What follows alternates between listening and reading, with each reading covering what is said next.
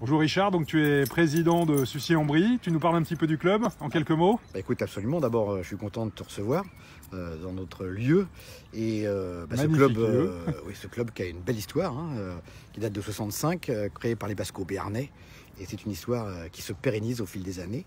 Et depuis quelque temps, nous avons retrouvé la Fédérale 3 avec beaucoup de bonheur, qui est la résultante d'un travail qui est effectué depuis de nombreuses années autour de l'école de rugby, des cadets juniors et des seniors. Alors, ça commence... cadets, juniors, Filippono B, absolument. Telière B également. Telière B. Tu as eu une équipe de Ballandra de Bellasquin l'année dernière, il y a 2 ans. Oui, il y a quelques années, l'équipe Bellasquin a une belle histoire, difficile, mais qui a laissé des traces, puisque c'est sur ce groupe qu'on a travaillé, on a pu rebondir et se retrouver en Fédéral 3 avec le classement que l'on connaît aujourd'hui. Et c'est une grande satisfaction. Travail des bénévoles, il ne faut jamais oublier.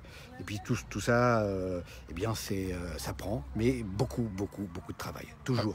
Tu me disais par contre une petite baisse à l'école de rugby, donc tu as fait un partenariat avec l'éducation nationale. Cette baisse, elle est cohérente avec ce que l'on vit dans tous les autres clubs au sein des écoles de rugby. Donc pour contrer cette baisse et travailler une nouvelle fois avec des perspectives, eh bien une convention avec l'éducation nationale qui va être mise en place.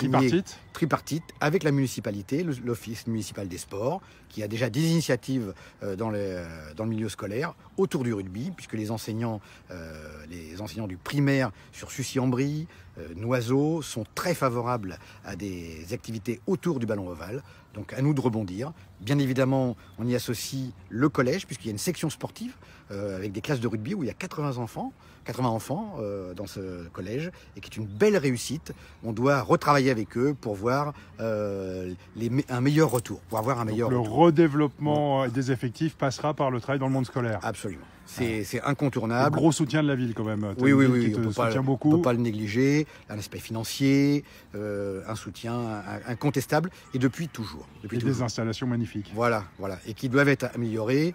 C'est un travail de longue haleine et permanent. Je pense à tous ces anciens, parce que je reste un héritier de tous ces dirigeants qui m'ont précédé et qui ont fait un énorme travail sur effectivement 52 ans d'histoire.